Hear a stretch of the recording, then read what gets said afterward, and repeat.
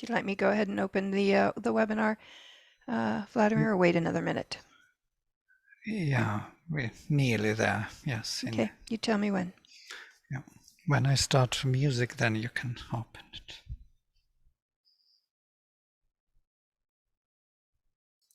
And during this meditation, you're free to turn off your video if you would like.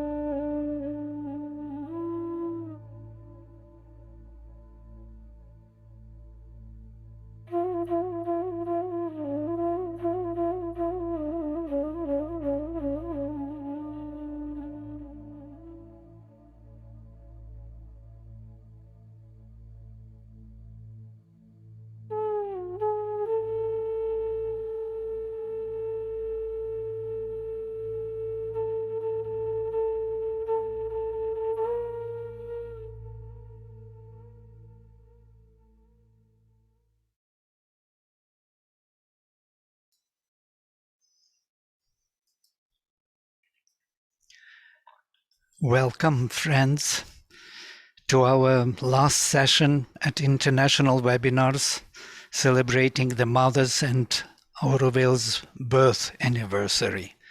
Today is Auroville's birthday, the birthday of the city of dawn, the city of Sri Aurobindo, the cradle of the Superman, the man of the future.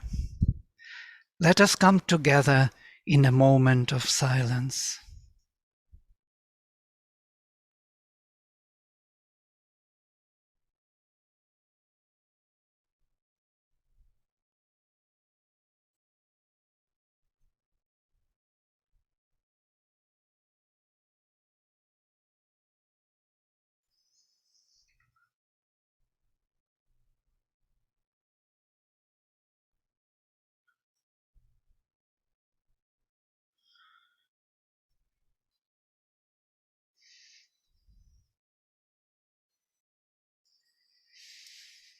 Thank you.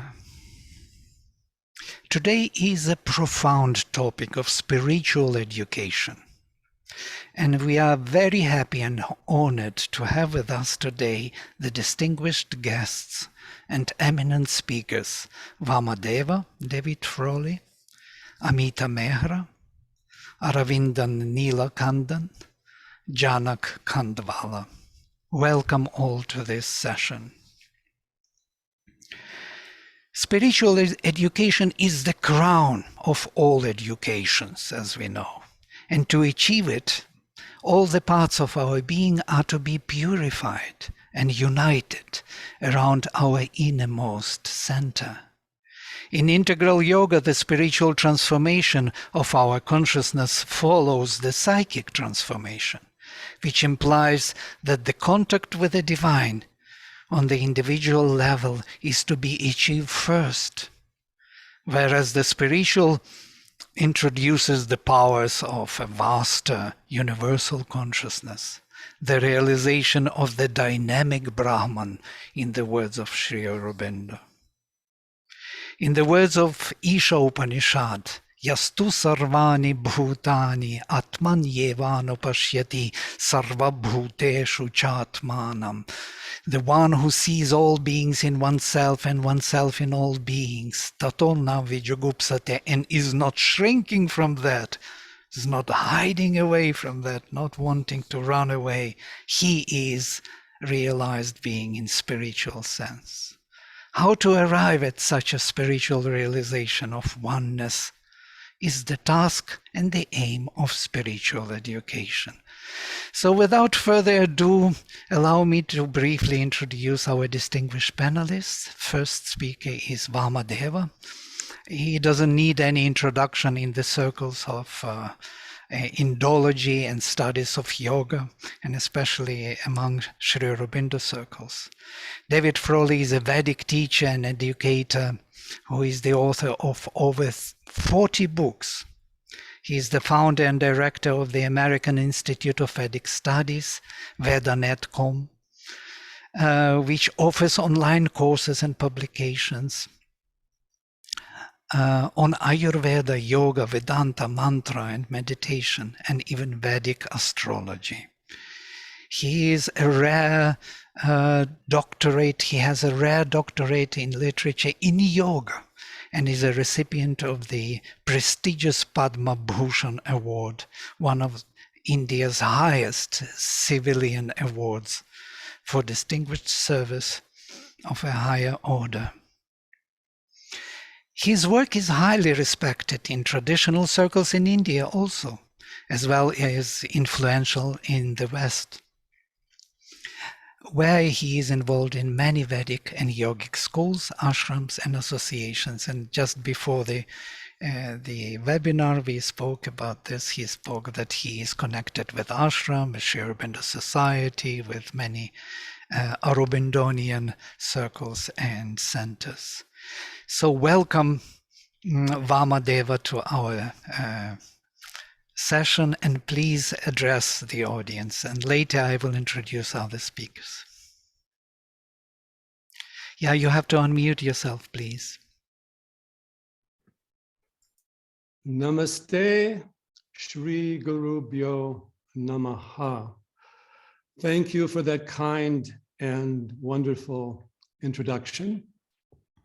I'm very happy to be with all of you today on this important occasion and as part of this week-long series of webinars and discussions, which is greatly needed not only for Auroville, but for the entire world today.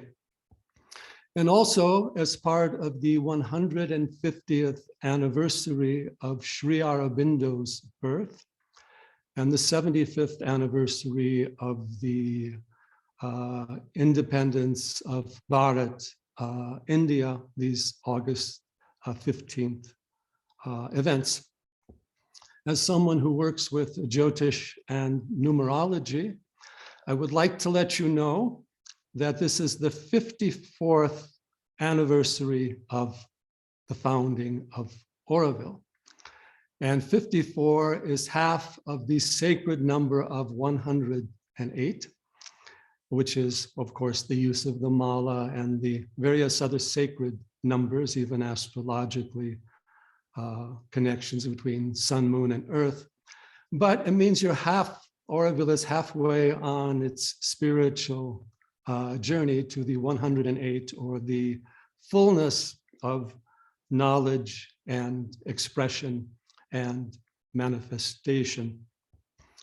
We are also, of course, in a very difficult time for humanity, with much struggle at various levels, not only in the outer realms, but in the inner realms. So Auroville has a very important place to play. And relative to education, education has been the most important thing for human life, particularly, we could say, spiritual education. And it's very important that Auroville takes up this educational task in terms of Vedic and yogic knowledge, which Sri Aurobindo covered in such a vast, intricate, profound, and original way in his writings, starting with Rig Veda, going through all this Mahabharata, Gita, Ramayana, all aspects of the traditions of yoga, jnana, bhakti, karma, all aspects of the traditions, Puranas, Tantra. So Sri Aurobindo's teachings are a vast compendium of the yogic and Vedic knowledge in India, and centered in a dynamic new supramental vision for the future of India and for the future of humanity. And the mother has given us wonderful statements and practical guidelines on every aspect of life, relative to meditation, relative to dealing with emotions, relative to the social realm. We also have there Sri Aurobindo's letters on yoga. So these are extremely important as a resource. And it's very important that this educational process that Sri Aurobindo set in motion continues to grow and expand. He also embraced all the Vedic sciences, the Sanskrit language, and we emphasize an integral approach to Vedic and yogic knowledge. And this means integral application of the Vedic sciences, which we have been involved with, all aspects of yoga, Raja, Hatha, Jnana, Bhakti, Karma, etc., all teachings of Vedanta,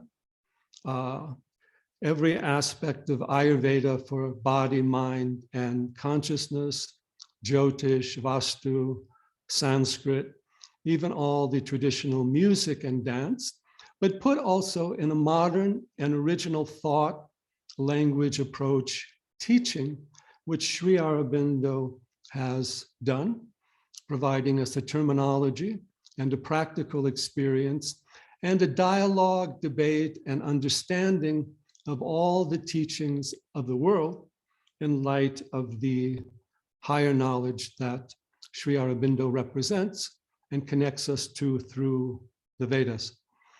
I've been involved in Sri Aurobindo's teachings since 1970. And at that time of my studies, he was perhaps the most important influence that gave me the broader view of Vedic knowledge, yoga, tantra, etc. And I had simply come upon his work by chance as a young person in Denver, Colorado. And most specifically, through the Life Divine, I understood his vast teachings about humanity. And through his books on the Rig Veda, including Hymns to the Mystic Fire, I also came in contact with the Vedic world. I never heard of the Vedas until I saw the quotes in the Life Divine. And I took his book on the Rig Veda. I remember reading it strangely on a bus coming back from Canada. And I had an epiphany of the Vedic dawns.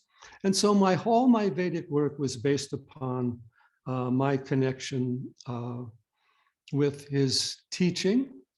And so, and then the second event that was very crucial for me is I began some research in Vedic text. I did a series of translations of Rig Veda, Yajurveda, Upanishads, actually quite a bit. This is probably close to 1,000 pages. And I wondered, what could I possibly do with them? And this was at a time in the late 70s when MP Pandit was coming to America. So I visited with him and showed him my work. I had no expectations because I wasn't an academic and I wasn't any official ashram member. And he encouraged me in that work and began publishing my works for the Sri Aurobindo Ashram, World Union, Advent, and other works back in 1980. And they did quite a bit of that for several years. He brought out some of my first books in India. So I would say without the knowledge of Sri Aurobindo and the connection with him, or the connection with MP Pandit, who was also the secretary of the mother, my work would have gone nowhere. He told me to follow out this Vedic mission, and I have done that since. So with that background, I wanted to get to our specific topic, which is spiritual education. And I would like to define that a little bit differently in a more Indian sense. First of all, we would call it the Adhyatmic education. Adhyatma relative to the inner self, or more specifically, Atma Vidya, the knowledge of the true self, which is behind and beyond body and mind, which are its instruments, which pervades the entire universe as the Chitakasha, or the space of consciousness, and which is the basis of all creation manifestation, as also which transcends it and is one with Brahman, the cosmic transcendent reality. So Atma Vidya always implies Brahma Vidya, and in Upanishads, Vedantic text, we have more specific vidyas like Sadvidya, knowledge of being, a knowledge relative to Om, so many things. Om is the basis that arises from Pranava, from Atma, Brahman. So the Vedic knowledge is inherent in the cosmic mind. It is not something that comes from human beings. And the Sanskrit language is a manifestation of that. I like to say this because the term spirituality is a very diffuse term in the Western world and means different things to different people. And as we say, yogic spirituality is an individual affair and a connection to the self within, an exploration of mind, consciousness, self, reality, the entire universe. So it must have that experiential dimension of sadhana. It is not just simply study of a particular subject of philosophy or some ancient tradition. It is a study of our self nature. And I would say on top of that, that yoga is, in the proper sense, is the practice of this Atma Vidya or Adhyatma Vidya. relative to the individual, but also relative to all aspects of the being. Sometimes we say Veda is the knowledge and yoga is the practice. And these, of course, are slightly different definitions than what most people understand. And Vedic approach is integral, 7 levels of speech, 4 aspects of speech, looking at the world, the individual connection of Purusha as cosmic and also individual. Approach is inherently integral, but there is always the tendency, if not the need of the human mind, to go from one side or one piece or one specialization at a time. And the human being is a complex being in that we have an inner immortal core of pure consciousness, but we also have our panchakoshas, we have the different levels and aspects of the reality. And the Atma Vidya requires this inner purification to approach. You cannot just jump into self-realization or unity with the divine. It is not a theoretical program and is not an activity of the ordinary mind. So purification of the being, Deha Shuddhi, purification of the body, Prana Shuddhi, purification of the prana, and also overall Chitta Shuddhi, or sometimes it's said Chitta Prasadana, Chitta Shodhana, purification of the Chitta or the mind, which is largely taking it to a sattvic state from the Rajas and Tamas. In Ayurveda, we teach Rajas and Tamas are the doshas or the disease-causing factors at the level of the mind, which then disturb the physical doshas, Vata, Pitta, Kapha, at an outer level. So sattvic foundation is necessary. And the other point I would like to bring in relative to Sri Aurobindo's yoga is that he comes to the aspirant asking for the highest aspiration. He often says, our yoga begins with a complete silence, stillness, and surrender and openness to the inner being. That is the definition of yoga at the highest level, a Raja Yoga, we might say, an integral yoga, and is not just the kind of outer yoga we have today. Today, yoga has been caught up more in methods, sequences, techniques, and outer practices, which are important and can help with these purification that we have mentioned. But the inner yoga works through direct surrender or direct self-knowledge, direct connection to the divine within. If you have that inner connection with the Yoga Shakti, with the Divine Mother's energy, then that carries you along. It's not necessarily simply to follow a formula. And the other point I would like to bring out here is the terrible and very unfortunate failure of education in the modern world that is getting progressively worse, that has extended itself through most of academia, because there is no concept, much less practice, of Atma Vidya, these adhyatmic approaches, the integral view of yoga, a view of humanity beyond the physical, but also a future of humanity taking us to the highest divine knowledge and manifestation. Instead, academia is infested with every sort of politics, ego, and outer influences. And so there is a lot of confusion as to education. And the other point I would like to bring in here, it's even more so relative to the youth, because the human mind needs to have proper education. And this is not just a matter of technology and information. And one of the things we have to recognize is how the mind works. One simple rule is the mind imitates its learning environment and its environment as a whole. So if our learning environment is a screen, a computer, or outer knowledge of data and information, that is what the mind becomes a computer. It regurgitates information rather than having direct knowledge or direct experience, such as Sri Aurobindo mentioned. He said when the great yogis came together, they didn't ask about what you know, what your information is, what your title is.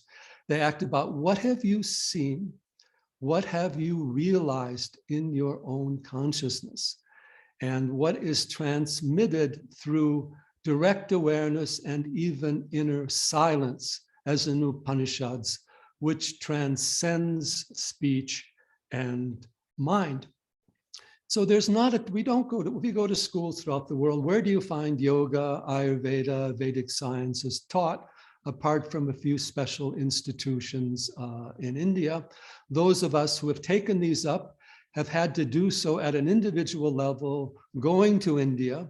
And of course, we now have private groups who have set up many institutions teaching these things globally, although often we've had to scale down our teachings to what is possible to teach in the current context.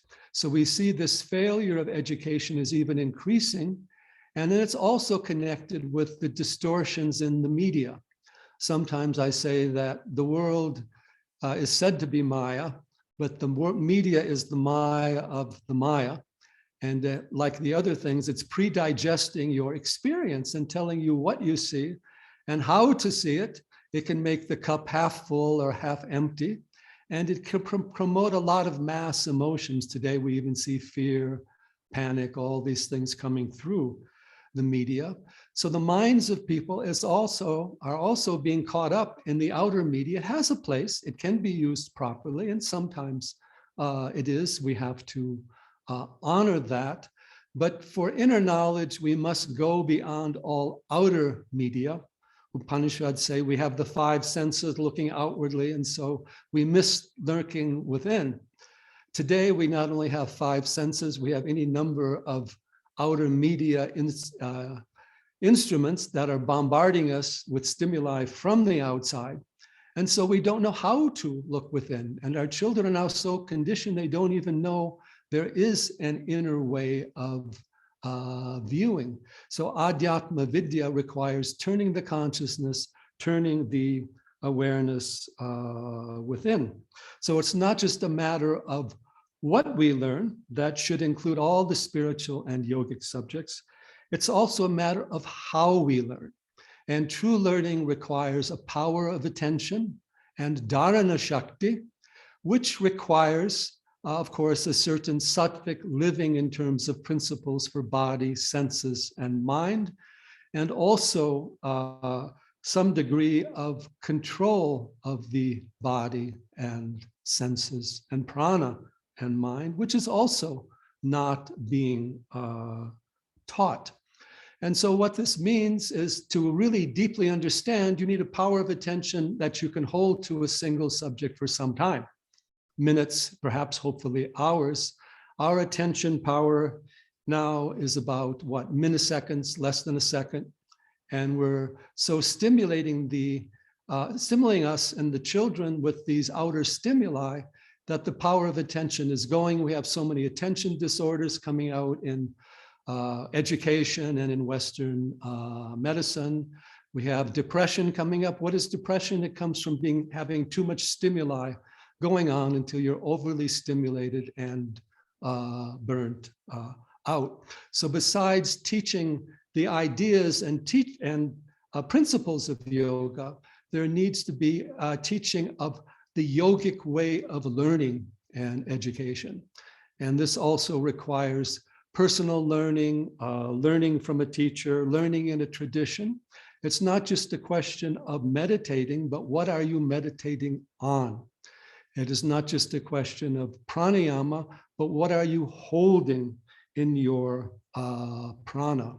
So my vision of Auroville that I would like to share in closing is that Auroville becomes a center of Vedic education, the higher yoga of Sri Aurobindo, that education becomes one of, if not perhaps its primary focus, and an education that is shared not only with everyone in Auroville and everyone under the guidance of Sri Aurobindo, but with the entire world, with yoga groups everywhere, often who don't know much about Sri Aurobindo, with all aspects of learning. Sri Aurobindo has great teachings for science, for medicine, and even, of course, the history of humanity and the awakening of India as Bharat for reclaiming its yogic and Vedic and Rishi heritage. Of course, I've written on how the history books need to be changed, myth of Aryan invasion. The inspiration for doing that also came through Sri Aurobindo and the teachings that he gave and the connections with Pandit and many others in that field, Sethna and Jagan Mohan, and going back to the Sanskrit text, and Kapali Shastri, who I was also connected through Kavyakanta Ganapati Muni. So that is my vision for Auroville, and it's very important for this 75th anniversary of India's independence and 150th anniversary of Sri Aurobindo and Sri Aurobindo and the Mother's teaching. So let's form a sankalpa today to elevate Auroville to a place of a true school of integral yoga and integral Vedic knowledge, not only outwardly in terms of schools, institutions, publications, and webinars, but also inwardly in our own consciousness, in our inner heart, in the cosmic mind, in the earth consciousness, so that we as humanity can overcome the terrible challenges we have today and learn to master our new technology for the evolution of consciousness and the unfoldment of a supramental being, of a true human being who embraces the entire universe and understands the divine self within and is working for the divine manifestation of the divine on all levels.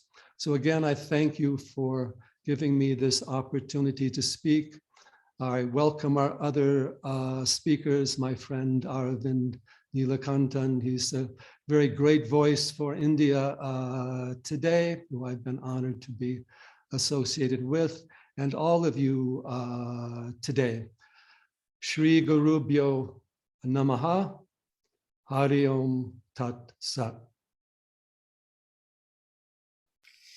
Thank you, Dr. David Frawley, for your inspirational speech. It's very needed for us, especially nowadays in Auroville, and there is a search for resurgence or for beginning, new beginning, to follow the vision of Sri Aurobindo and the Mother of a higher knowledge, of Adhyatmic knowledge, of Atma Vidya.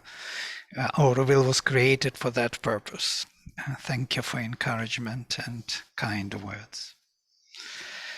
And now I would love to invite Ameeta Mehra. She is not feeling totally well, and so she will be speaking to us only through audio. I will just project her photo for us to see. And welcome, Ameeta. You have to unmute yourself, Ameeta.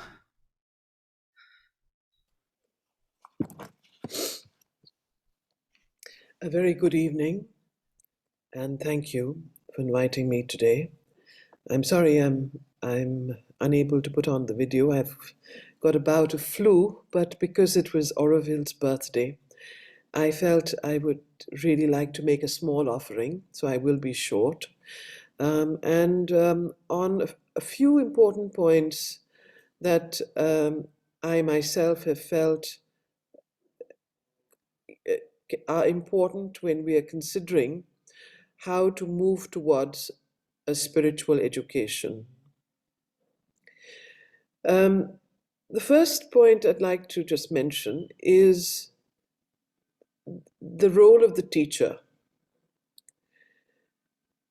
The role of the teacher, or the mentor, or the guide, or the guru, whatever word one uses in the modern language, is extremely important when it comes to a spiritual education or an education of the spirit. Normally, the role of the teacher is of an instructor, and often it is mental.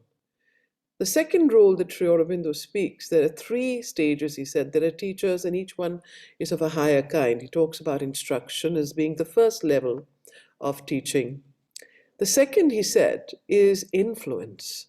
When the teacher or the mentor becomes, in his consciousness, psychicized, and due to his own development of consciousness, influences the student or those around him in a psychic inner way, where the student becomes open to the psychic atmosphere of the teacher. And the third, which is the highest level of teaching and learning, is contagion. So these 3 levels of instruction, influence, and contagion.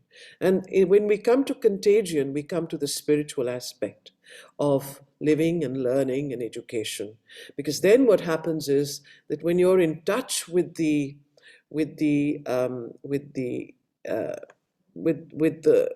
guide or with the mentor or with the instructor, you become completely absorbed in the spiritual atmosphere of his being. And one can only think of the example of Sri Aurobindo himself, those who came to him to study, in the early days, Neelakandan Gupta, so many, they immediately started imbibing and becoming open to his yogic force, and that is the force of contagion. Now, these 3, you can see just by my mentioning these 3, we are obviously, as Dr. Frawley said, very much on the mental instructive level in our present education process and system today in the world. Influence is there, but it is only of certain people and teachers. And then, of course, the contagion is very, very seldom found. So the importance of the teacher and the guide is extremely important when we are considering a spiritual education. Who are your mentors? Who are the teachers? What is their state of consciousness? And how do they influence the student?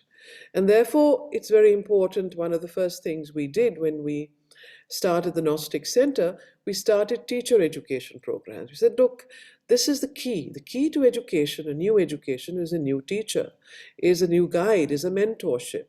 And it's important then to develop those so that they can then become harbingers of this integral education. The second point I'd like to make is the importance in the mother's yoga of the synthesis of spirit and matter. Often what happens is when we talk about spiritual education, we talk about an education, obviously, of the spirit and of the unfoldment of the soul and the higher faculties and knowledge and so on, the purification of the being. But we most often in schools and colleges and even institutions that are teaching spiritual education forget about, or rather denigrate or do not give enough importance to the material aspect of the body and of matter. So it is one to the exclusion of the other. And because of this exclusive attitude that has arisen in India due to this dichotomy between matter and spirit, we find that either there are people who are going towards the higher realms of knowledge and the spiritual dimensions, and then consider matter as something that is to be just, dealt with and organized, but not really perfected. Or we are going to the most material way of life, vital material life, which of course you see mostly in society today. Now, the mother had something very, very important to say about that, which I find extremely important when we talk about spiritual education, and this is where I want to bring in Auroville. Auroville, for me, is an experiment that really is talks about unending, lifelong, continuous education.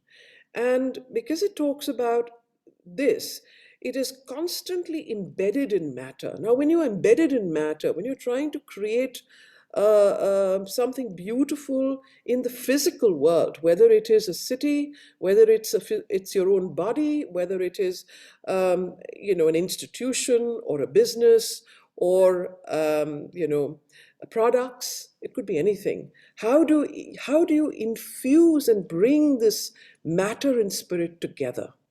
And this is where the whole problem lies, because that is when one has to deal with ego, desires, ambition, greed, and all the things that in life take us away from the spirit. And for that, the mother has some wonderful, wonderful things to say. In fact, when I started reading about psychic and spiritual education in the book on education by the mother, I was stunned. I was astonished by what she wrote.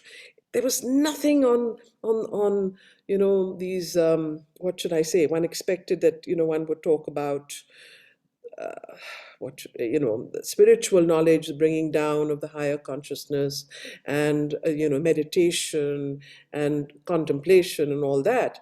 But she goes into a completely different realm. I want to read out a few things just to make one understand how important the smallest things in life is. And she starts by saying, become conscious. Become conscious of yourself. Become conscious of your day. Become conscious of your life. Become conscious of your habits. Start observing yourself. So she talks about self-observation, self-organization, and self-reflection. Now, these three things have a very deep importance in our education today. And these are attitudes or processes that can be taught in our schools and in our colleges. They can be integrated in whatever subjects we learn. There does not need to be a dichotomy between the two.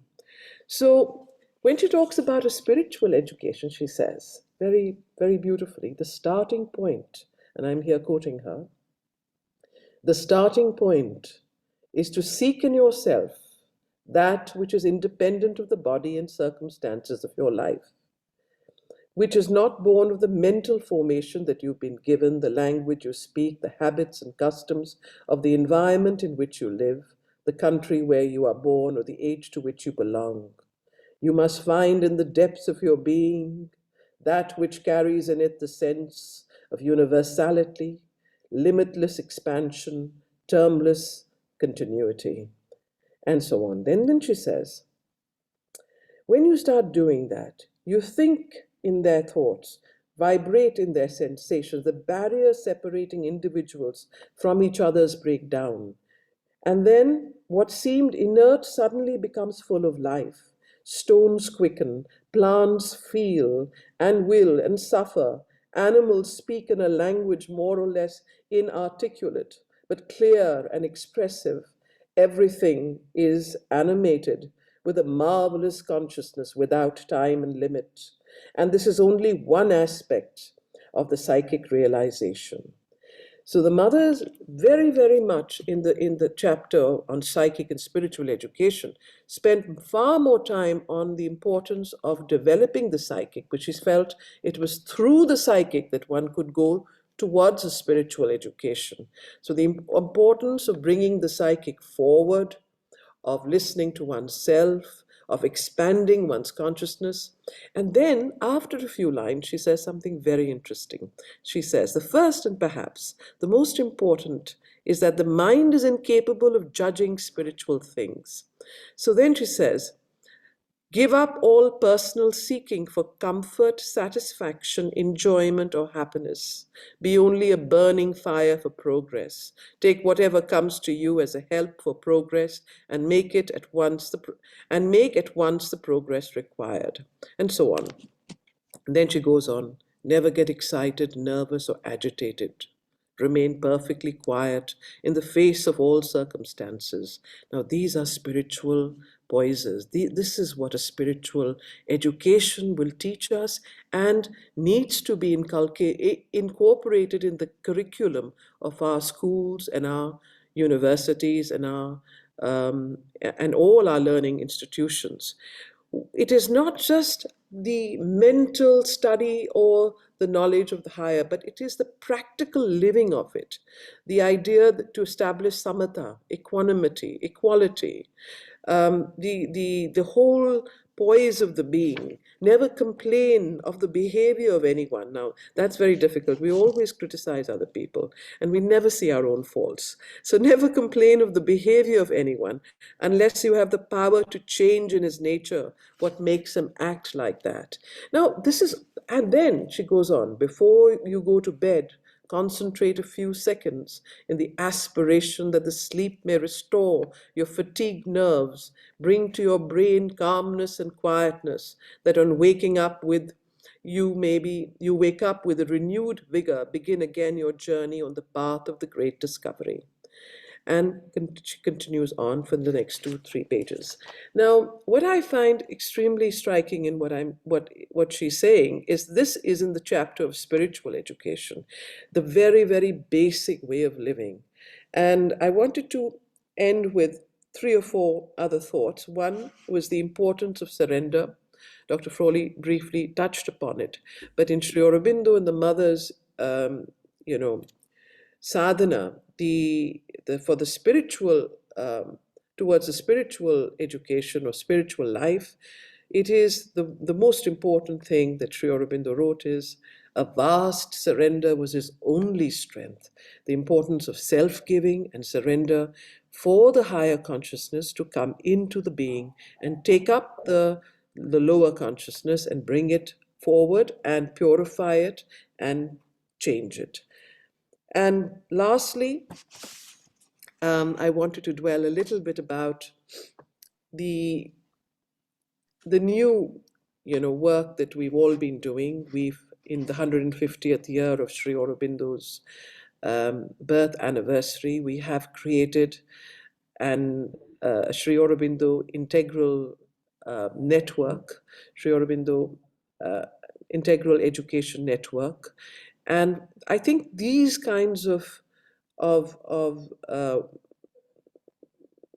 works where centers all around the world, 48 centers and 103 scholars have come together to create programs and courses in all fields of life, not just so-called spiritual, but even in science and in physics and management, besides, of course, the studies of the Vedas, the Upanishads, the Gita, and so on, and Sri Aurobindo's books. How do you apply Sri Aurobindo's ideas and his philosophy or his light in life? How do you apply Mother's consciousness and that force, the new force, in everyday life, whether it is in doing organic agriculture, working with animals, running a business, every single thing. And I think that is the challenge that we have before us. And I can only say that from my own experience of designing courses, programs, and starting the Gnostic Center of Education, which we did. In fact, this is 28th of March is the 25th birth anniversary of the Gnostic Center.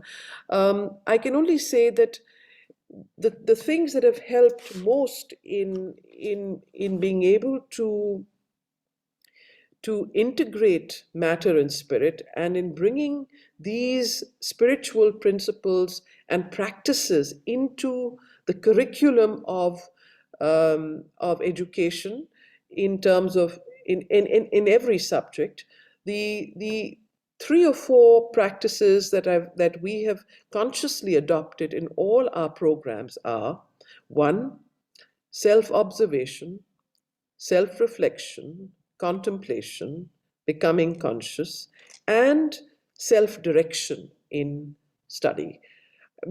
If the student is given the freedom to research and the freedom to develop his own mind and his own consciousness through a research project where he directs or she directs her own learning. And the guide is there just so to help that student to become, to deepen and to reflect and to observe and to become more conscious. I think this is the starting point of a new education, which could then develop into perhaps what the mother wanted, a university of tomorrow, a new education for a new world. Thank you.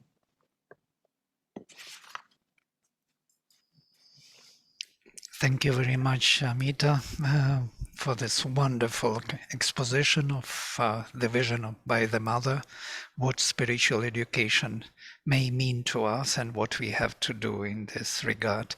We have with us today Honorable Lieutenant Governor of Puducherry. So welcome, Madam.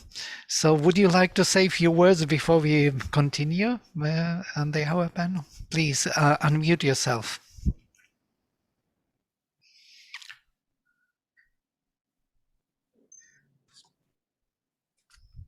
My dear Aurovillians, friends of Auroville, 54 years ago, on 28 February 1968, the mother inaugurated Auroville. She read out the Auroville Charter and the galaxy plan of the Auroville Township was on display. In brief, Auroville would be a place where the relations among human beings, usually based almost exclusively upon competition and strife, would be replaced by relations of emulation for doing better, for collaboration, relations of real brotherhood. Honorable Prime Minister Sri Narendra Modi ji visited Auroville on 25/2/2018. In his address to Auroville residents, he stated, among other things, Indian society is fundamentally diverse. It has fostered dialogue and a philosophic tradition.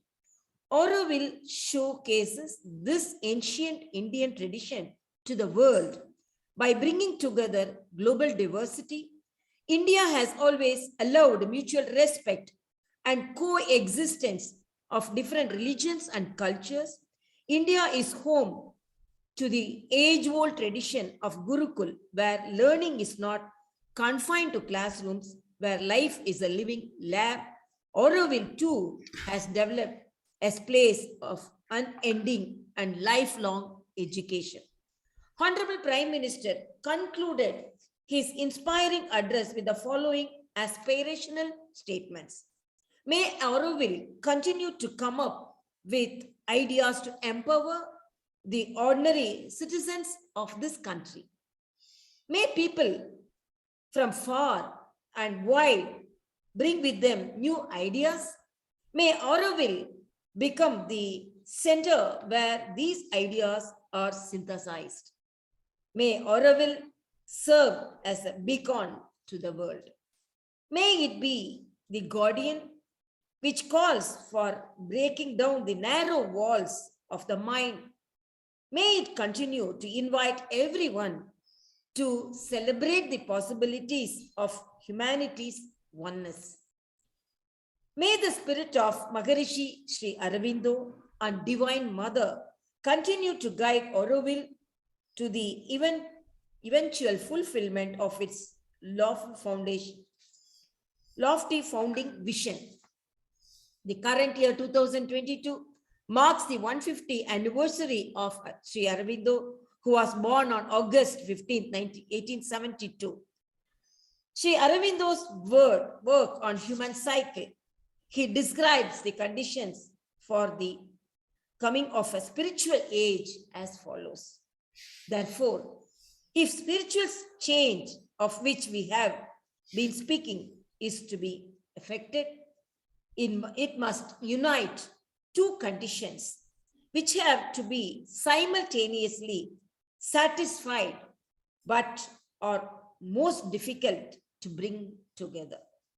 There must be the individual and the individuals who are able to see, to develop to recreate themselves in the image of the spirit and to communicate both their idea and its power to the mass.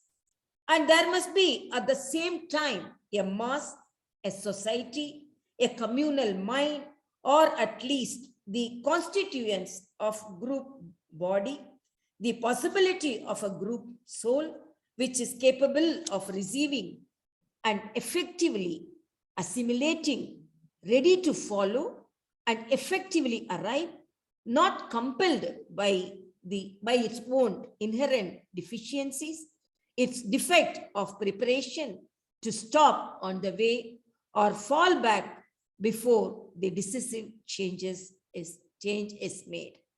Let Auroville contribute to the creation of these conditions and as such become an accelerator of the transition to a spiritual age.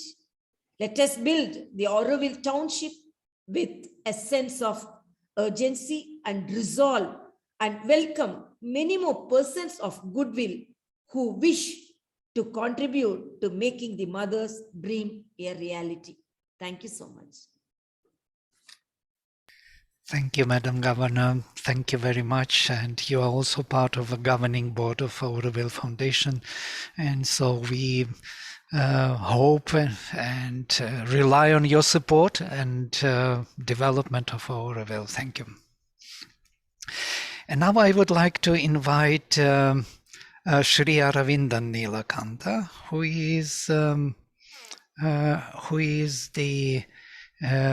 has a degree in psychology and worked with Natural Resources Development Project of Vivekananda Kendra in Kanyakumari for a decade, and now is contributing editor of Swarajya.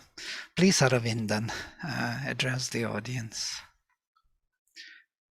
You have to unmute yourself.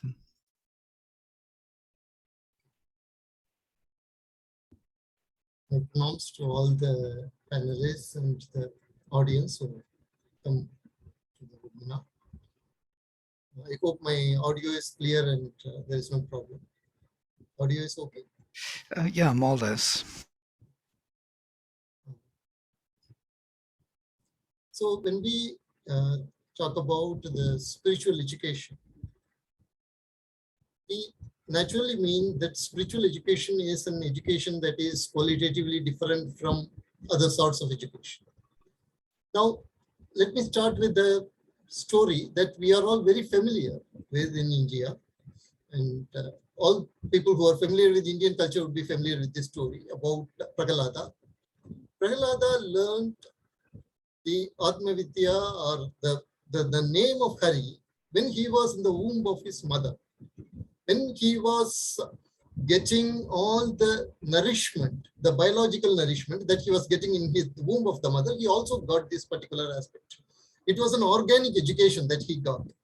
Later, when he goes out, he becomes a child, he has an imposed education on him from his father Hiranyakasipu, who is kind of a person whom one could describe as a monopolistic person. A person who views the world in terms of binaries, in terms of specific categories.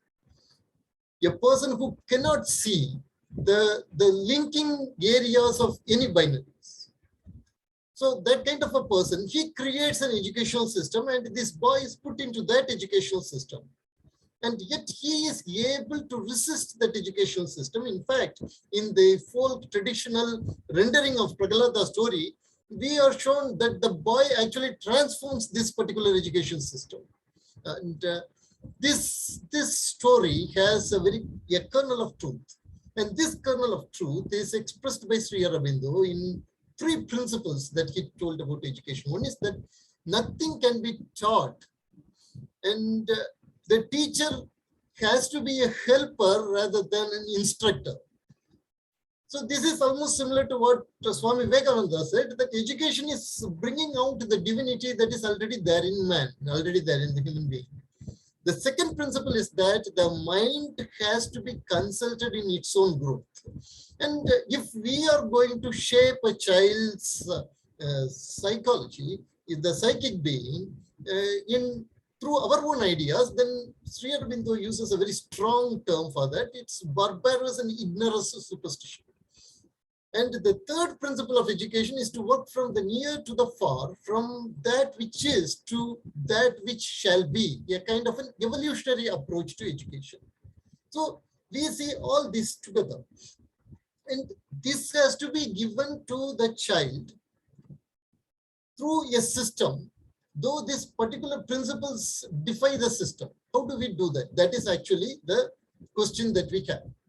Now, when in Swarajya, I specialize in writing popular science articles. So when I read a lot of popular science books, when I read these books, what I find is that the scientists who are very material scientists, who are into the hottest material sciences, say physics or molecular biology or neurobiology, they would take a very strong reductionist approach.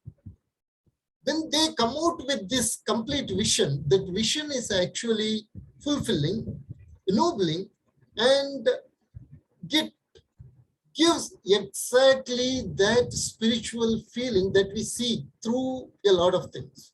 So here we see something that through the hardest of the material sciences, we can reach the most subtle spiritual heights. Something that actually Swami Vivekananda said regarding the material sciences. He took, this is exactly the words of Swami Vivekananda. He said, you take the hardest of the material sciences, astronomy or chemistry, and then go through it very deeply, you will find that the physical melts into the metaphysical. The gross melts into the subtle. And this he was telling when the Newtonian physics was at its height. The double slit experiment would be a few decades later.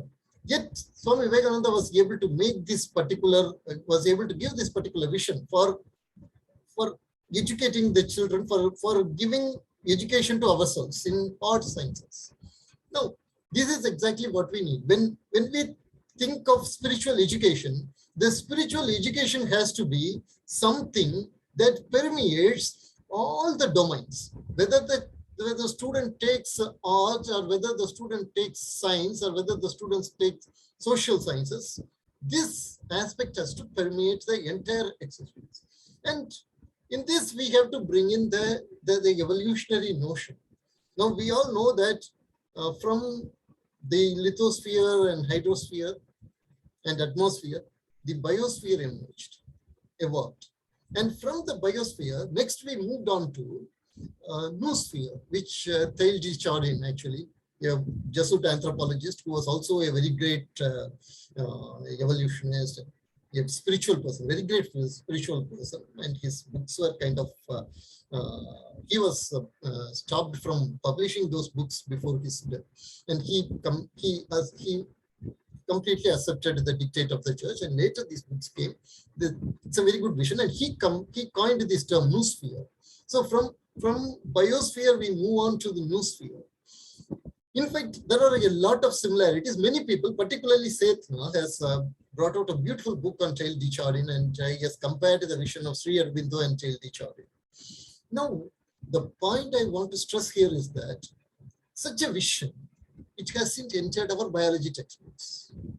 At the same time, when you hear the lectures of, let us say, an Anil Seth or V.S. Ramachandran or Donald Hoffman, then you feel that these people actually have felt the spiritual essence. Now, the question that really disturbs me is that we have been here, given the plan of integral education, given the plan of spiritual education, and we have not been able to generate this kind of students in our curriculum. What is it that stops us? Have we done a kind of compartmentalization that this spiritual and the physical have been actually divided?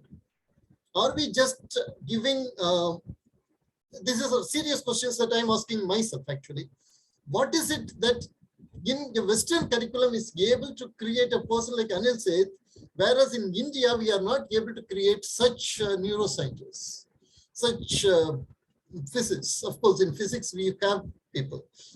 One good example that I would like to point out is there was Daulat Kothari, who was actually Daulat Singh Kothari, who was actually the first person to talk about reforms in education.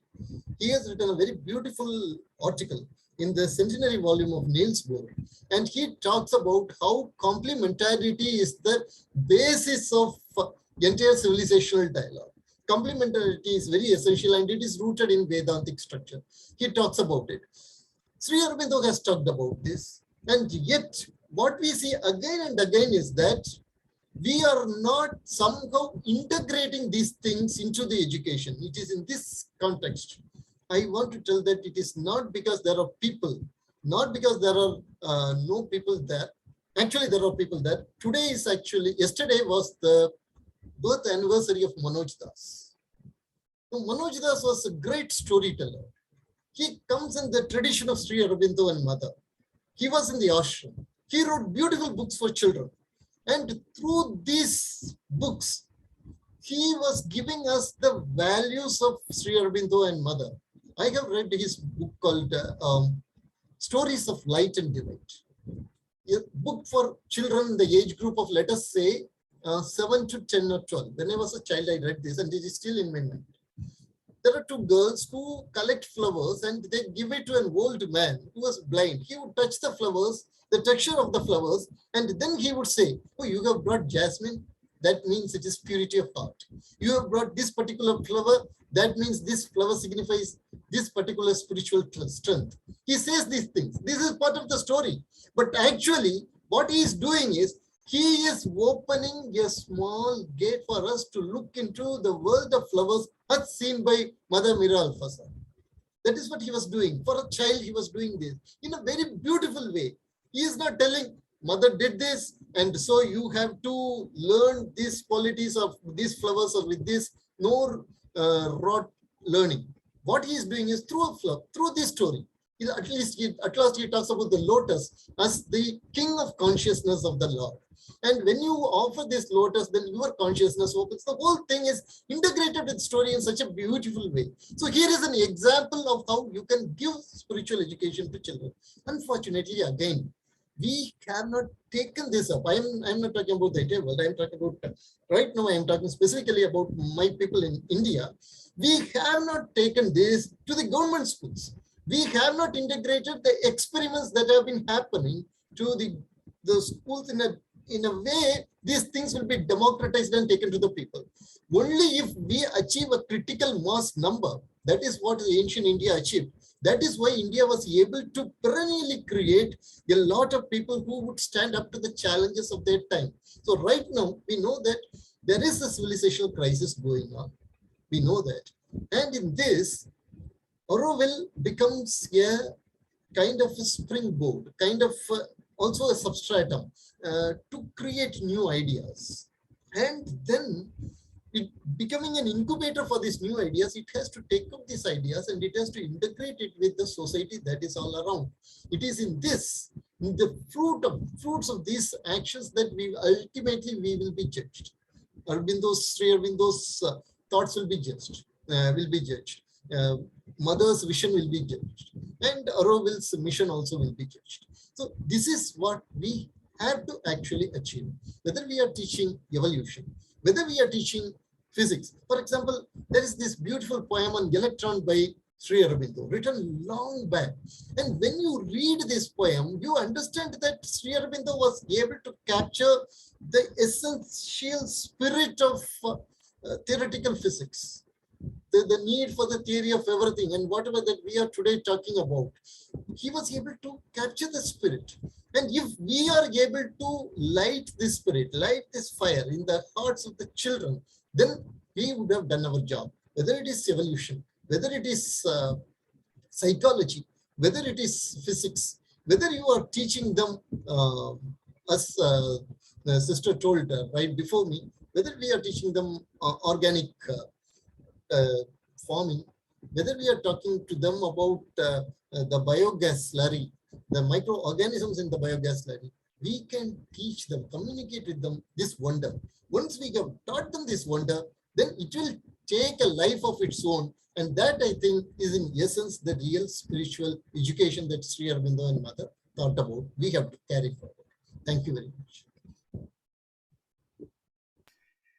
Thank you, Sri Aravindan. Very, very inspiring speech. And yes, it has to come to the academia, to the mainstream of education, these ideas, these achievements and experiments. And now I would like to invite the final panelists of today, and that is Janak Khandwala. Shri Janak Khandwala is Vice President of Silver Oak University, a state private university established in 2019, and today known as the most promising university in the state of Gujarat, with more than 12,000 students. He is also an executive director of Hasmukh Goswami College of Engineering, Apollo Institute of Engineering and Technology, managing trustee of Universal College of Engineering and Technology. Welcome, Janak. So you unmute yourself, please, and address the audience. Yeah. Just being a management of the university, I had seen unlimited use of the technology in adverse manner by today. Some of the youth make them in stress and anxiety. If you want to get rid of from all about negative things, we have to impart spiritual education in society and all institutions, whether it is academic institutions or any kind of organization.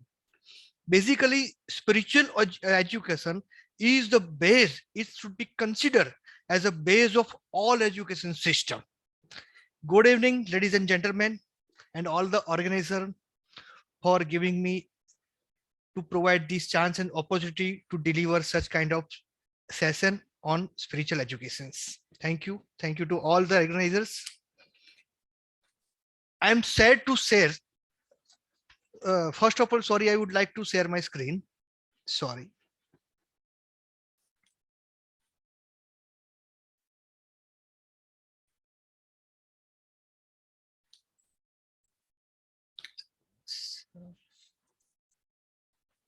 Thank you. Yes, we see it. Yes. Yeah, thank you.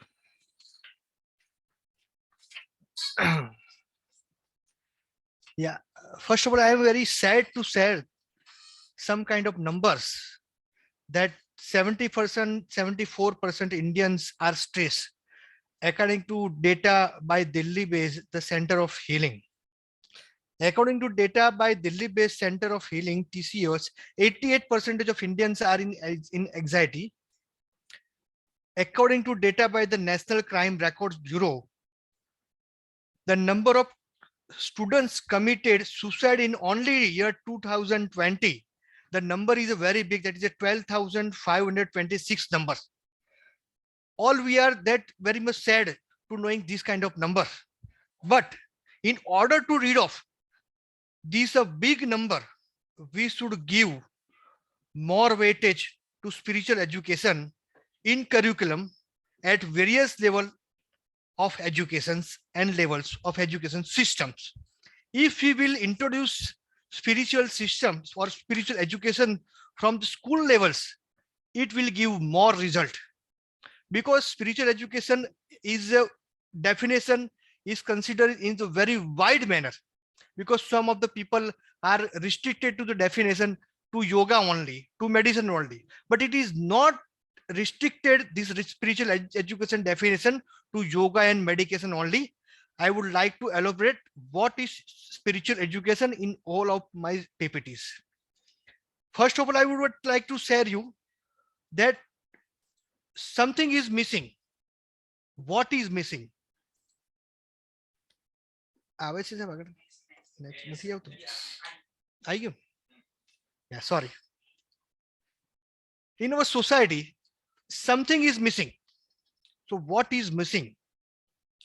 Education should not be limited solely to academic learning.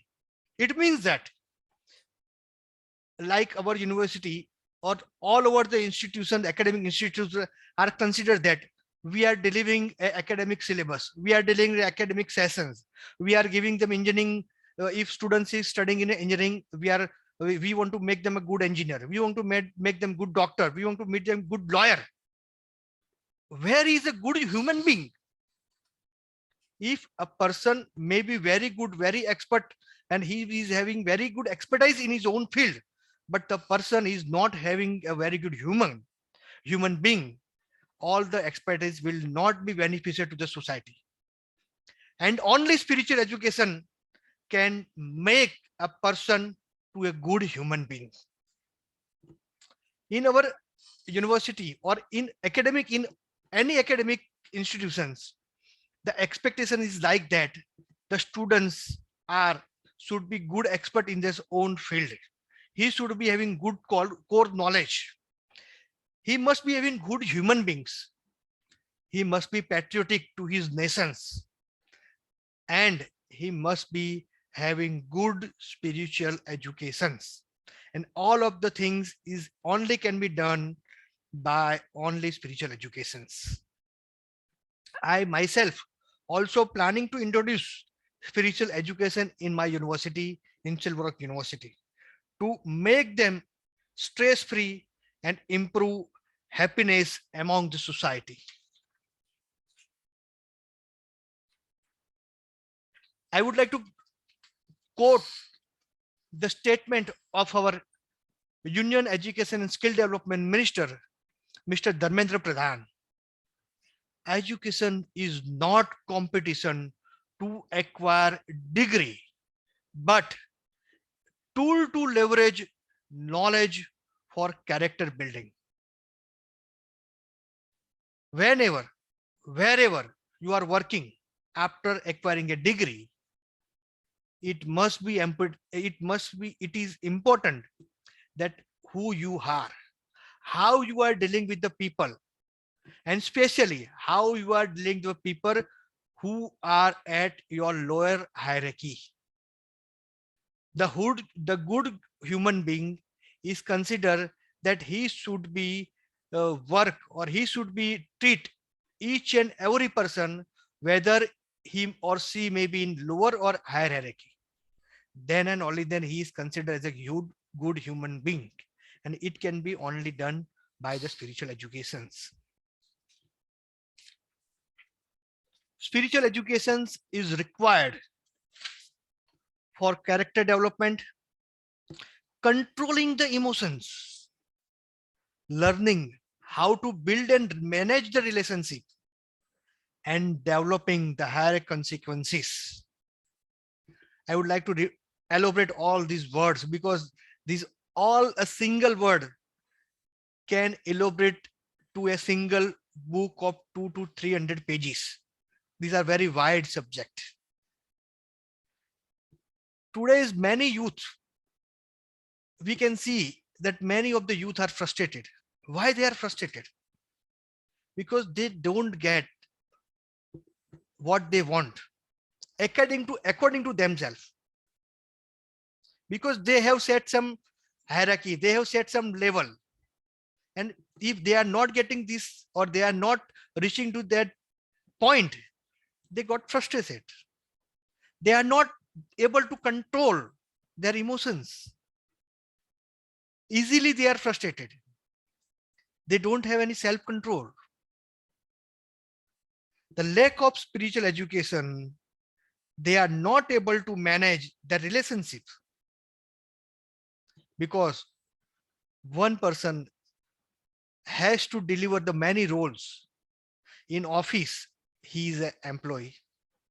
When he reaches to his home, he is a son of his father. He is a father of his son. He is a husband of his wife. So he has to manage all these things. And here, my friend, spiritual educations will work. Because of this kind of not having the understanding, today you can see more and more divorces are happened. That is because of lack of spiritual educations.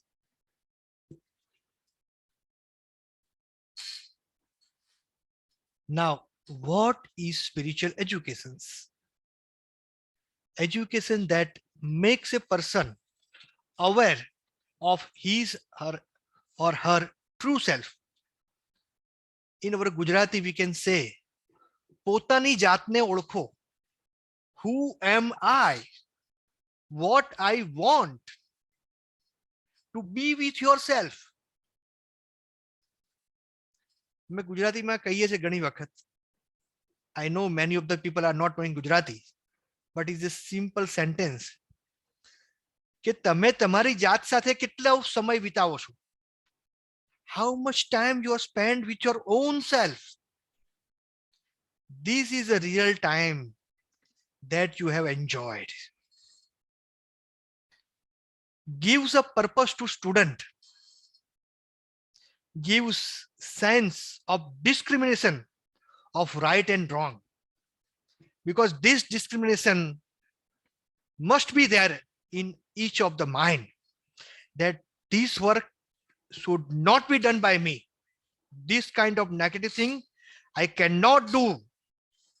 This kind of positive thing that I have to do.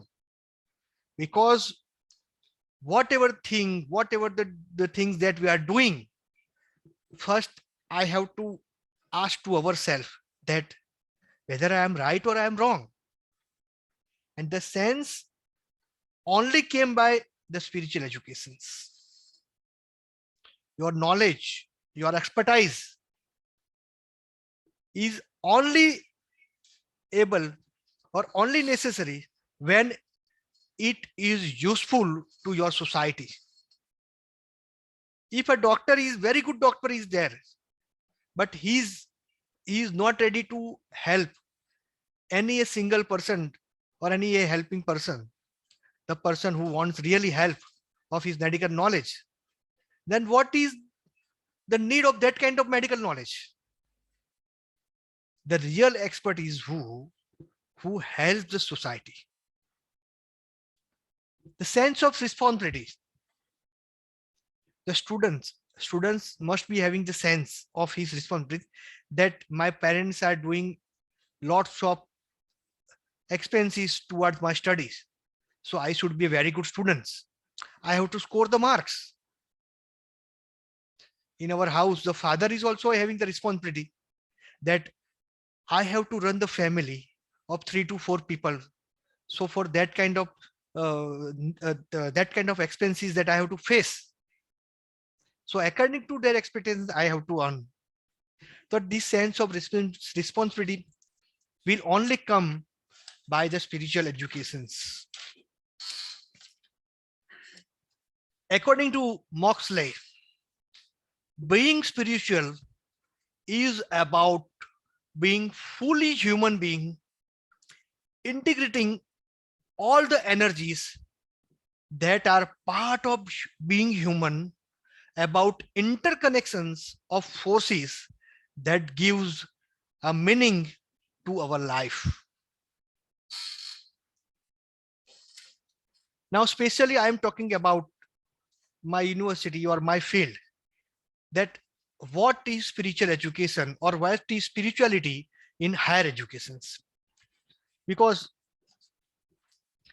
education is a key factor for social, economical, cultural,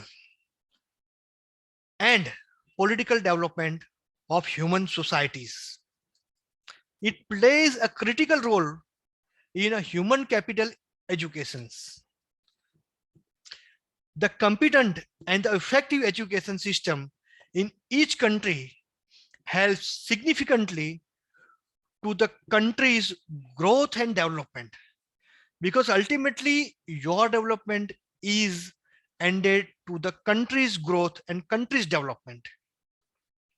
A good higher educational system should have the philosophy to contribute to a better spiritual, academic, and professional development of individuals. Here, I'm not talking about only of the academic institutions or beneficiary to our universities. The spiritual educations is also helping is each and every sectors, like it can be helpful to the corporate sectors, it can be helpful to the manufacturers, it can be helpful to the service sectors, etc. Each and everywhere. If the employee is having with the spirituality, will be able to deliver more and more. He will be loyal to his organization. He will be loyal to his country.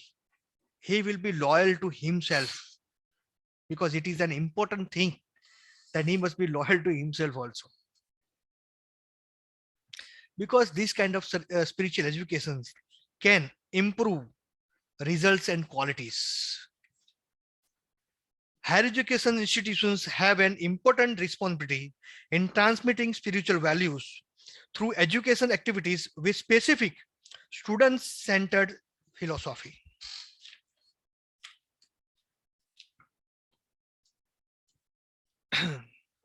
In addition, workplace spirituality in higher education has a good impact on teaching effectiveness, academic overall performance, organization performance, and institutional loyalty that I had earlier said.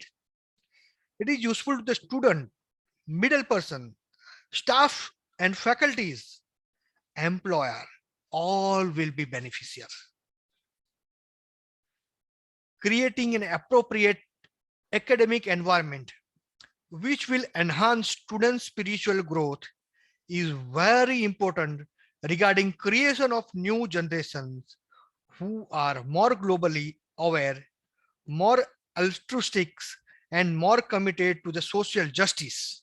Because these kind of people, they will see if they will find anything is being to injustice, they will surely protest. They will protest against any injustice in society. This kind of confidence, these kind of things, these kind of emotions will only come by the spirituality. If I talk about India, then since era, India has been blessed with some of the greatest spiritual and moral minds of the world, and their lessons in the making of man and his conditions to be a better citizens of India and of a world is worth emulating. The sum of our Mahavir, Buddha, our Aravindan, our latest is our Abdul Kalam. There are so many names are there. They were using this spirituality philosophy, this spirituality philosophy, because they were knowing it. And what was the benefit of the spirituality? Because of this, they are using these kind of spiritual educations in the era.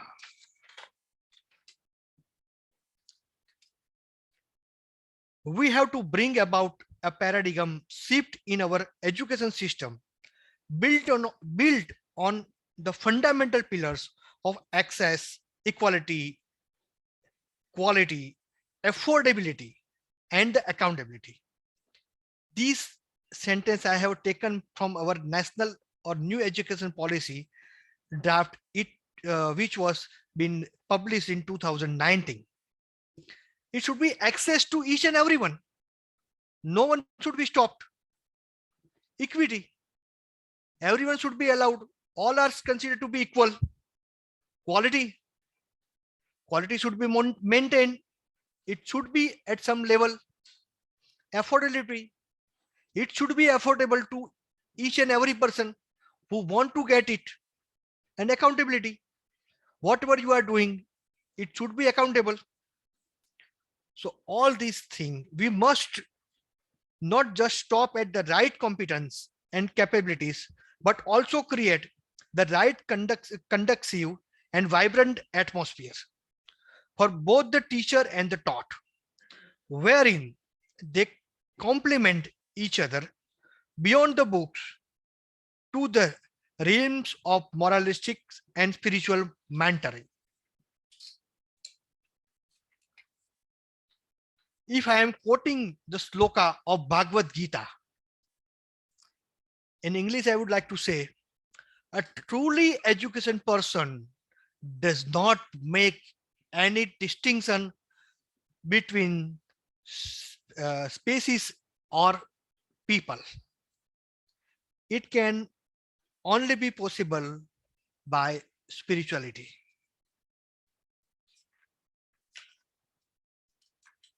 Now let's look at the few qualities that spiritual education will give to the students. If these qualities are developed in students, then the faith and happiness, because whatever we are doing, that is for getting the happiness for the ourselves and the happiness for the society. For the face of the happiness index of the society will definitely improve.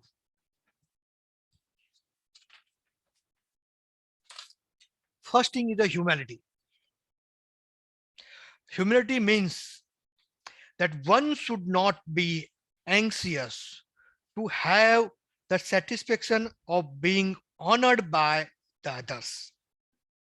I am at peace. This kind of thing should be within himself, that I am at peace. Whatever I'm doing in my aura, outside the aura, I should not concern. In today's materialistic world, people at the hierarchy expect every time that he should be honored. But one who had grown up with the spirituality or with the spiritual education will never mind of this kind of thing. Self-control. It is given in only a single slide, but this single word can write a whole book. It is a very wide topic, self-control. So many examples that we are having, that what is the self-control. The person will not be too greedy to acquire things that not necessary for him. Here we are talking about the necessity. We are not talking about the comfortability. There is a vast difference between the necessity and the comfortability. Here in our materialistic world, we are always asking for comfort zone. But it can be done by the necessity also. If I can say very simple example, if we are traveling by any four-wheelers, in the second seat, the seats behind the driver's seat, if we are traveling or we are sitting at three people, it can consider as a necessary driving or is a necessity. But we are asking for comfort. So most of the people wants that we should go, or we should only two people in their seat of a three-seater seat. So that is a comfort. And there is no end of comfort. And there is no end of being or having comfort and reach and this and this and that. But the person who is having its own necessity, all the necessary things, that person have to be stopped.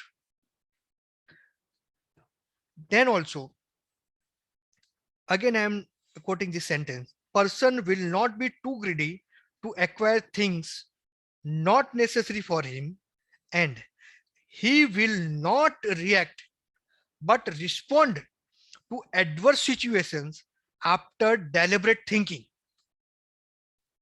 One thing that I am always quoting, that don't give your instant reaction. Don't give your instant reaction. So self-control is a very, very important phenomena of today's materialistic world.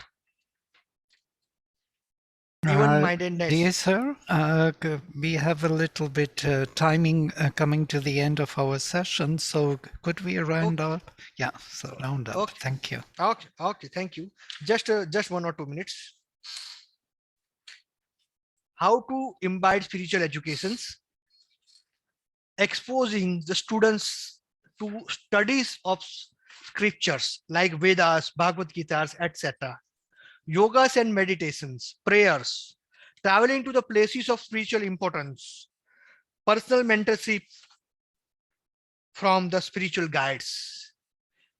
Still, where I want to share so many things, but time doesn't permit. So next time, whenever we will meet, we will discuss so many other things.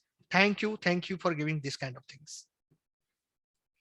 Thank you very much for your elaborate and detailed presentation. We can stop your projection. 1 second. Yeah. Thank you, sir. Because we have still time for questions and answer sessions, and you may address those issues and those topics in this session. So people have some questions here in Q&A box. You can also inquire for yourself what questions we have, and I will read them out for you and will ask you to answer. Sir, according to your knowledge, who started Hinduism? I guess it is to David Frawley. Yeah, you have to unmute yourself there. Hinduism, as Sanatana Dharma, is the tradition of eternal truth, knowledge, reality. It is said that it comes from Lord Brahma as the creative power behind the universe. It is said to manifest from Omkara, the source of all vibration, knowledge, light, sound, life in the universe. So it doesn't have a founder. It's also said that the Hinduism is manifest anew in every yuga, in every loka, and it has its own exponents there accordingly.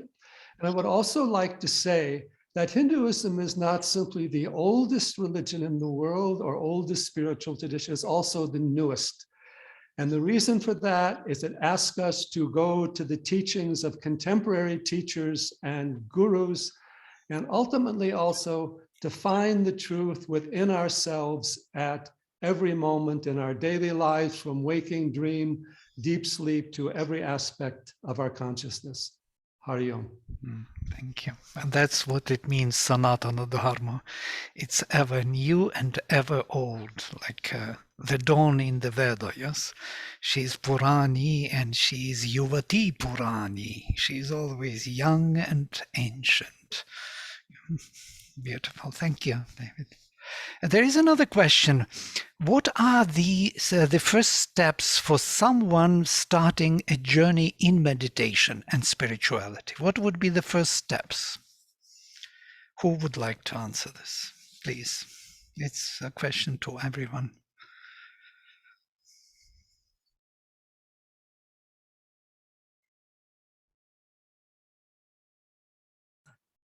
Yeah, I would like to answer these questions. Yes, please, Janak. Yeah, the first step towards the spiritual educations is, according to myself, you have to be a good human. You have to be an emotional person. You should be 100% with yourself. You should be able to understand the society's need and be with them, be the part of the society. If you could succeed these 2, 3, 4 pillars, then your journey will start. It is, you can consider the prerequisite conditions for starting the spiritual educations. Okay. Yeah, thank you. There is one more question. Divine wisdom has transplanted a small percentage of population from the Indian subcontinent to US and Europe. How will this influence spread of spiritual vidya in these countries? I guess that would be to David Frawley again. Yes. Yes, we have now the Hindu diaspora, and Hindus are among the most affluent and educated and peaceful people in all the countries they've gone to. They've contributed to the social welfare, to education, and to spirituality. We have magnificent Hindu temples now in cities throughout the world, particularly the many Swaminarayan temples, such as we have at Akshardham in Delhi. We also have those throughout. And they're also then bringing education, a sadhana, they're bringing their gurus over, and they're linking with the already existent Western community that since Vivekananda has taken up aspects of yoga, Ayurveda, and brought yogic teachings, and also art, spirituality, all the aspects of the culture. So they are coming together as well.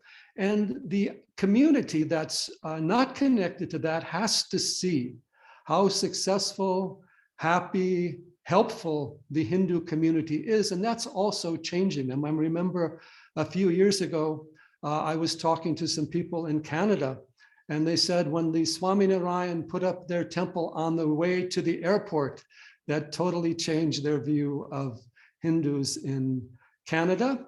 And now we have Hindus in all educational fields, spokespersons in medicine, science, and all the rest. So it has made a great difference. And of course, much more needs to be done. When you see anti-Hindu or anti-views in Western media, which does occur, you should remember that that's a temporary backlash. Some of these people are now seeing this, how this community has flourished, calls into question their values, but that is a sidelight.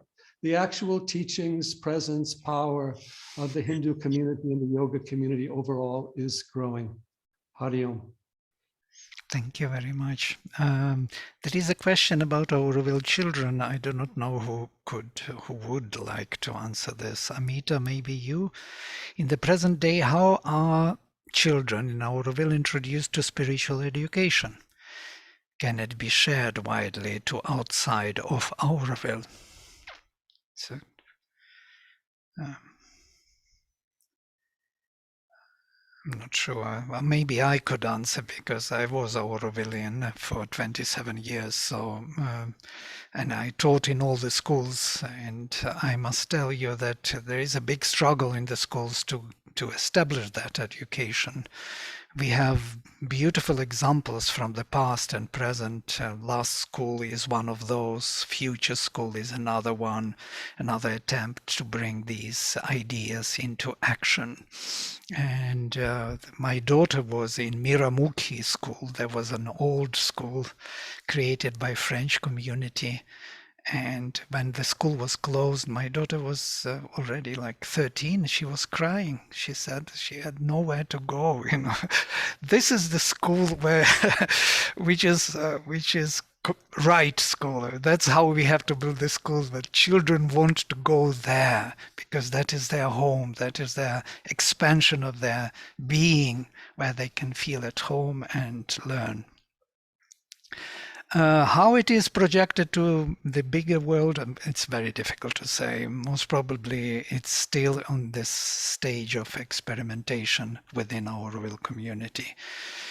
Though children from the Auroville and Aurovillian schools, they are doing very well in the world in spite of having no papers for finishing education and formal papers. Yeah? The same with the ashram school.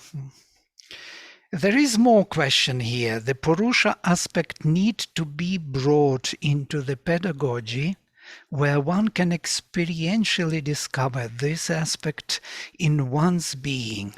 How do we introduce so that Annamaya, Pranamaya, Manomaya Purusha can be discovered in the practices in the school education? This is number one.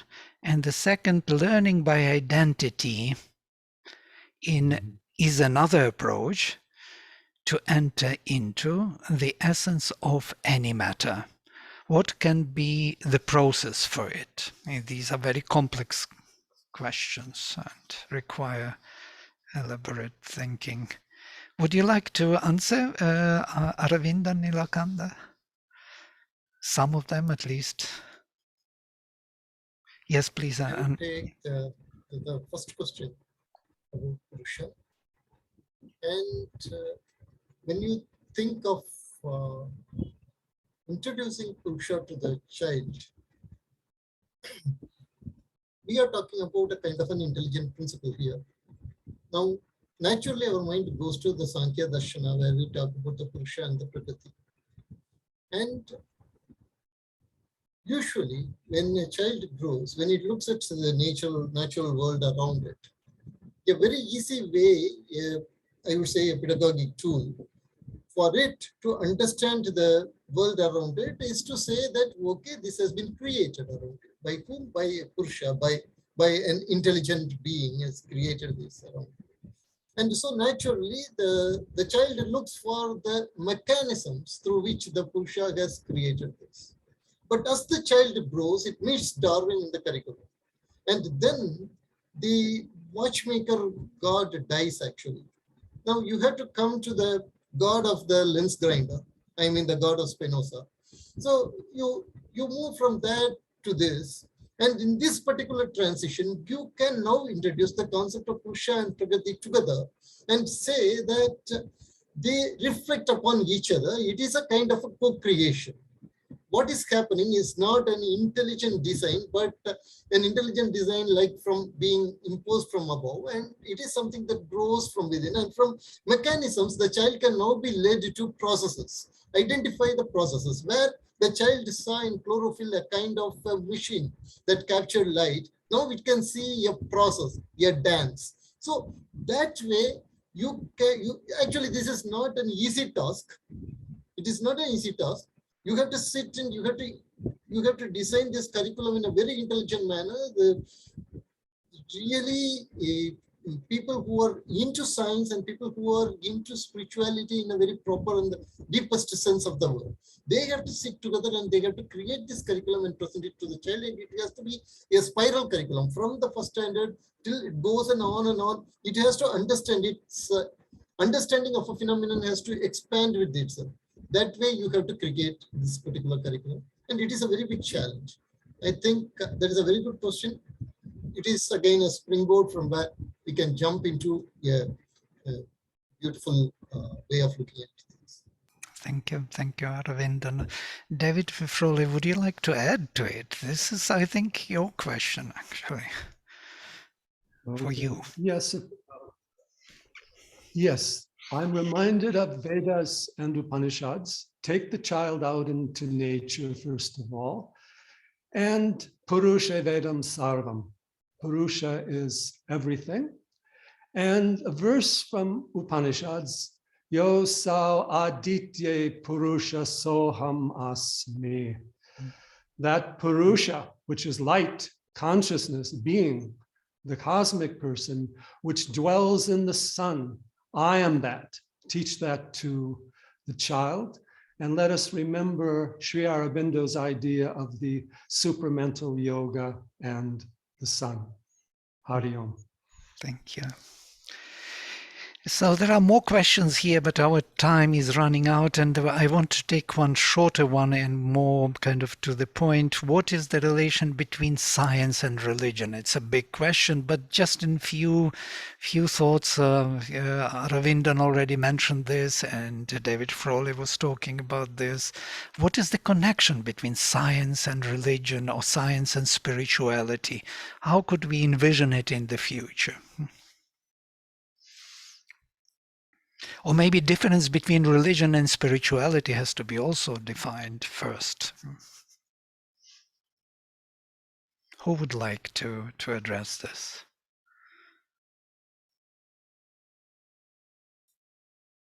Well, if people aren't making a statement, I will say something. Yes, please. Religion has something that's coming to us from certain religious traditions. Science, it's curious, Veda is conceptualized as knowledge, as science, not so much as religion or belief. Yoga is a science of consciousness. So we must see the difference here. And basically, Upanishads teach the outer vidyas and the inner vidyas. Outer vidyas are based upon name, form, and number. Inner Vidya is based upon Akshara, the eternal, the infinite, the unlimited.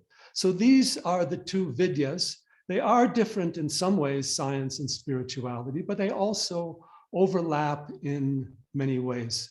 So spirituality goes back to the Atma Vidya. Science is the knowledge of the outer, but science then takes us to the knowledge of the inner through the science of consciousness. And spirituality takes us to the knowledge of the outer through its understanding of the bhutas, the gunas, the karmas involved. And we can have a wonderful cosmology of consciousness uniting science and spirituality. And I think that's what we're going to come to through the marriage of the deepest level of physics and the deepest cosmology of consciousness. Hari Om. Thank you very much. There are more provoking questions which I would love to avoid here about the expenditure of and so on and so forth, and the difference between different institutions, because they are not essential for now. Then nobody is very much different from others. These are the attempts to build up. Still, they are at the preliminary, the beginning stage. And there's much to do to really achieve some higher results. So to criticize anybody's attempt or that it is not successful, it makes no sense to me. So I would skip this last question from anonymous attendee. And still it's an anonymous attendee, so in a way, if it would be a name, I would address this issue, but otherwise I would rather skip it. Thank you. Thank you everyone for this beautiful panel. It is really worth having. Today, on the day of Auroville's birthday, the birthday of a new city, which will bring the light of the supramental on earth to India. Indian knowledge will shine again, will be recaptured in a new manner, and will bring it to the world. And today I would like us to finish with meditation, short meditation, 5 minutes, with the short film from Matrimandir, if you don't mind, for everyone. Let me initiate it.